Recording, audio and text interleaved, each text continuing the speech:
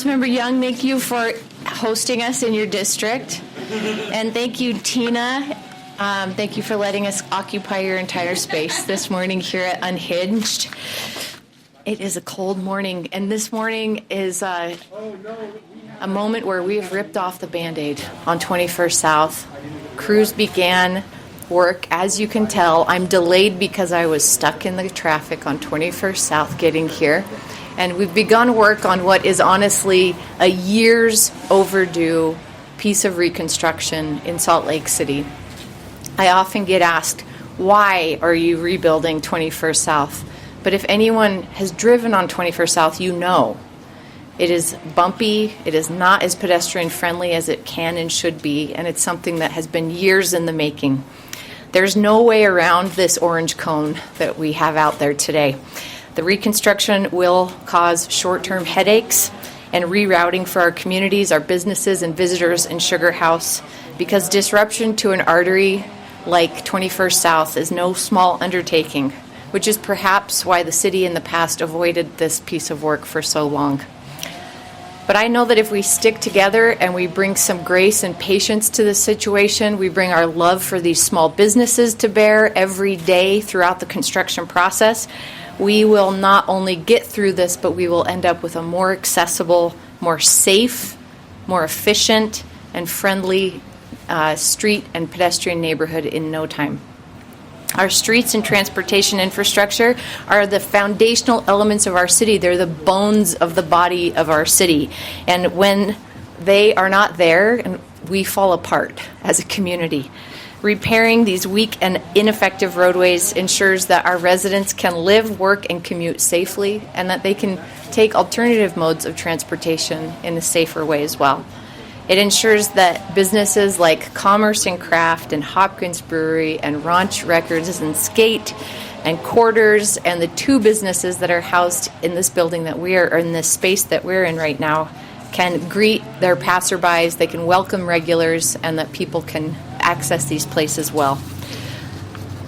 Voters approved the funding our future bond back in 2018. I was on the city council at the time, and we asked the community if we do this funding, this tax increase from the prison tax that we were granted by the state of Utah, what do you want us to invest in? And we heard resoundingly better roads. This reconstruction is a part of that bond from 2018. It's the last big project of the bond. And the priority for us is to improve transportation for everyone. And that includes our students at Westminster. It's our kids who go to Youth City right down there at Fairmount Park every day. It's for the people patronizing these businesses. It's for neighbors who live upstairs and customers and visitors who've never been to Sugar House before. Our city is undoubtedly growing, and Sugar House has been growing and changing for years now. We can't stop the growth, but we can harness it and guide it to better support our communities, and this project is doing that. When complete, 21st South will make Sugar House more people-focused, and to me, that is what Sugar House was at its best before, a people-focused community that was welcoming and inviting. I want to thank our city teams. I know many of them have been losing sleep over this project, and this has been years in the making. Our city teams have engaged with over 110 businesses over the last 2.5 years. They've had one-on-one meetings with about 24 businesses, neighbors, and residents in this area. A tremendous amount of community input. 14,000 comments have been received on this. And what we are building is a result of these conversations with the community. So a huge thanks to the thoughtful approach that the Salt Lake City team has brought to this project. Can we put our hands together for these hardworking public servants? Not everything they heard from the community was friendly or constructive, but most of it was. And the project is better from it. So I want to turn the time over now to our wonderful council member, Sarah Young. Sarah will be followed by Erica Wiggins, the Sugar House Chamber representative, and finally Tina Folster, who is the owner here at Unhinged. Council member.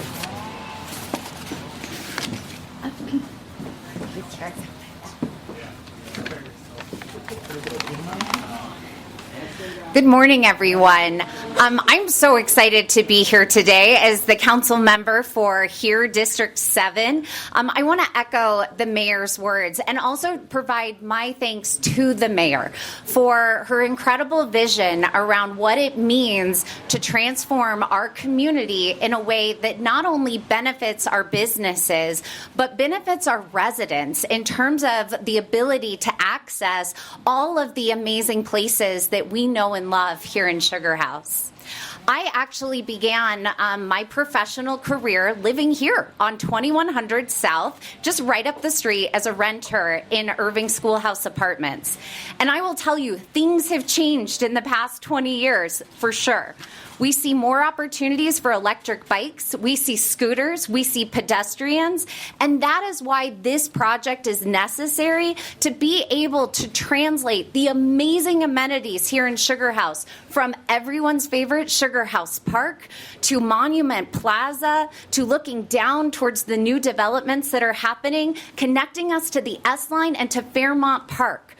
2100 South is the heart and corridor that will bring all of these amazing aspects of our community together. Now, as someone who has dealt with construction in the past, I know that there is going to be challenges that our residents experience. And that is why I highly encourage everyone to visit our city resources related to this project so that you can plan ahead. Know what's coming. Know how you can get to your favorite business. Make a plan ahead of time because we need your support down here in the heart of Sugar House.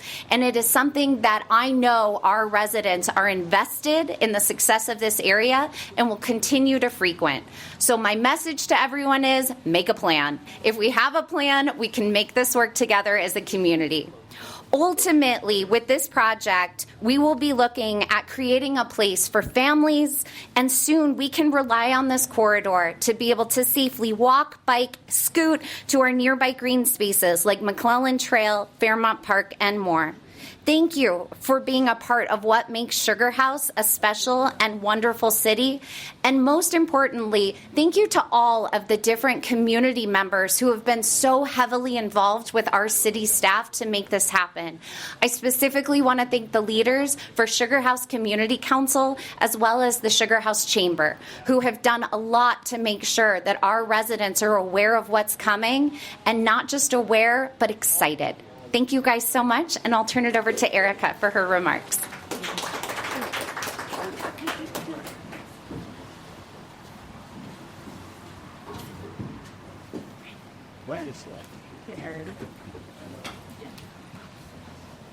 I'll go back here. Whoa, what? Okay.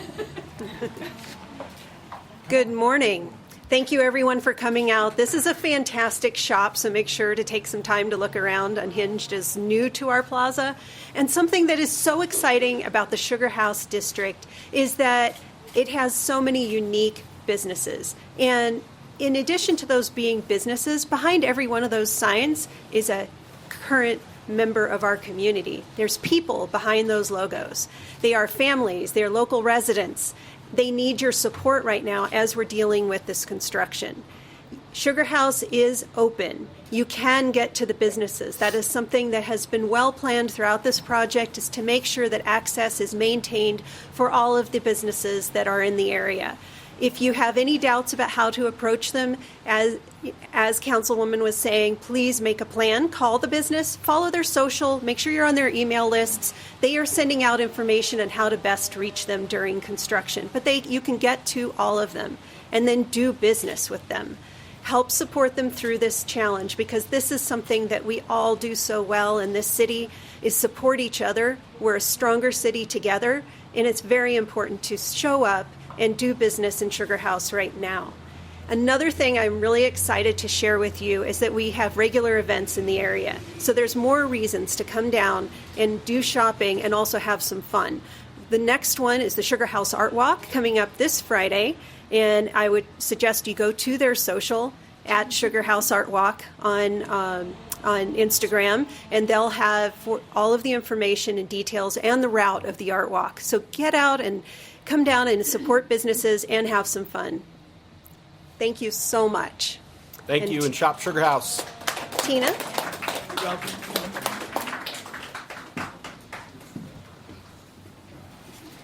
So I just wanted to say thank you to everyone for coming out to our little shop. We are new here in Sugar House, so it's exciting, and we want to let people know that there's new businesses coming in. We are all local. I have over 21 local makers and artists here in the building. We focus on local art, vintage, and handmade things. So we are part of the Sugar House Art Walk that is tomorrow from 5 to 8. I know you've heard about it. But we're very excited to have people in. We'll have special deals and just great support of the neighborhood. I also want to thank the Chamber. They've been fantastic in supporting new local businesses as well as the council and the city. And again, thank you all for being here. We love having you here in our shop, and we're just excited to share. So Sugar House is open. Come on down. Thank you. I know we want to shut the door and wrap up and get warm, but are there any questions from the media? We have our city engineer here too, who can answer any technical questions you might have. Yes. Sorry, I'm Brianna with KSL. We saw businesses kind of struggle on Route West and 9 South more recently. What have the conversations been like between, I know we just heard from Tina, but with a little bit of, have you seen hesitation from a lot of people? Of course. This is a main arterial. It's close to the I-80 on-ramp and off-ramp, and obviously feeds in toward the 7th East on-ramp and off-ramp with I-80. Everybody's concerned about the businesses being able to survive and hopefully be able to thrive during this time. Their city has new tools in financing that we've developed in the last few years that the City Council supported. It's a construction mitigation grant fund.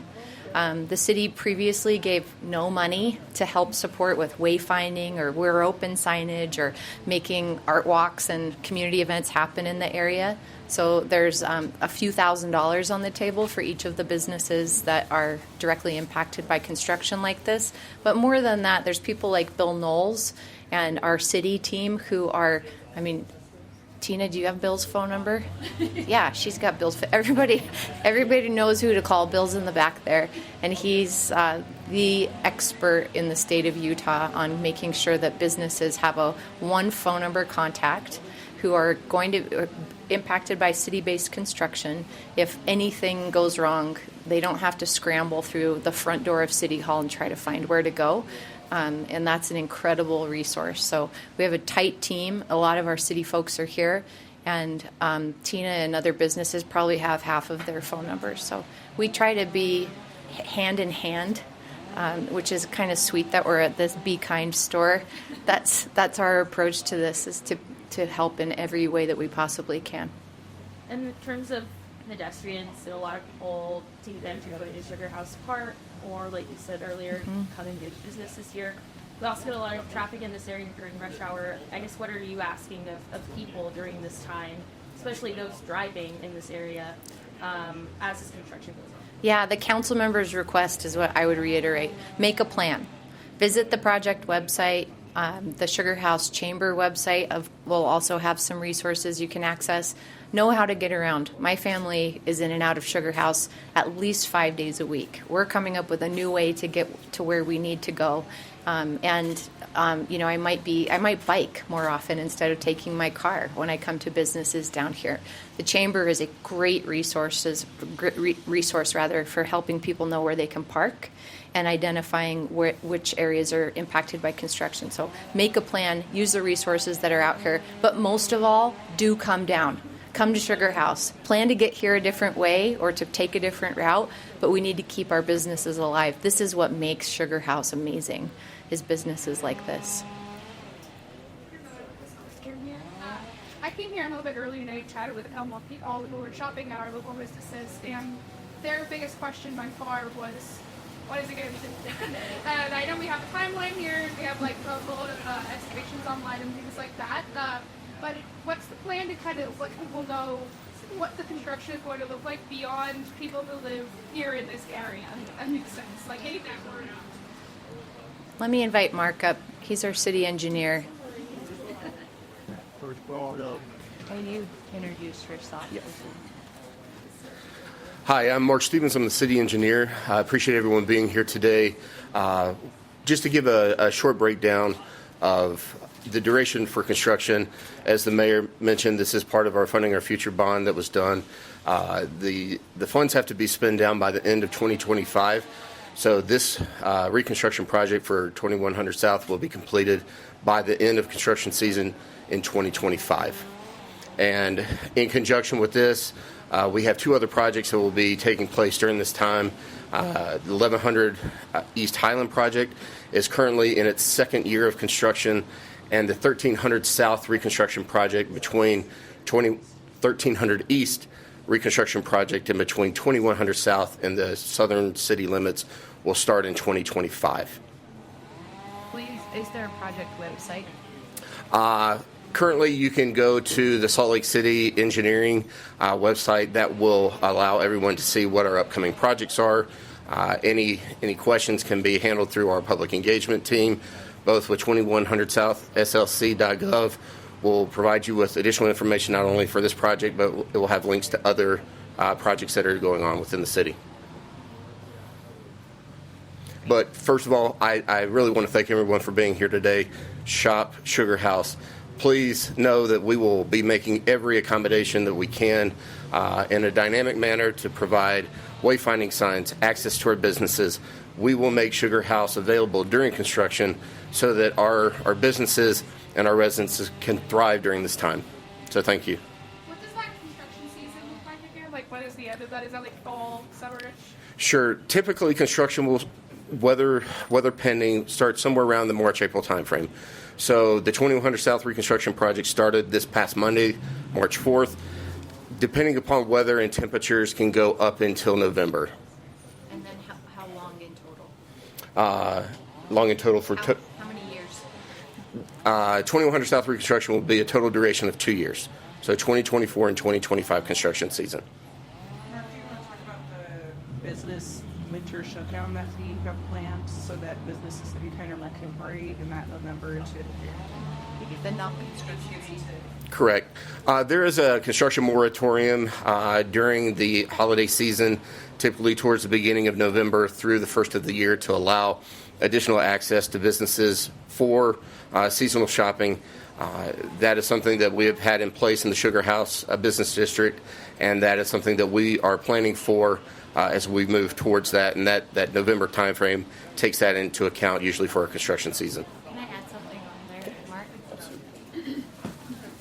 I want to mention that the 1100 East construction that Mark mentioned, and the package of 3 projects with 13th East, 11th East, and 21st South, was delayed because we were going to start it during the pandemic, from plans before the pandemic, and the businesses along 11th East asked us to delay that project. So the start of that is a response to the business community. And so it may seem like they're all happening at the same time. That wasn't the original plan, but we're trying to be responsive to the businesses. Anybody else? Okay, it's time to shop. Thank you. Thank you, Tina. Thank you.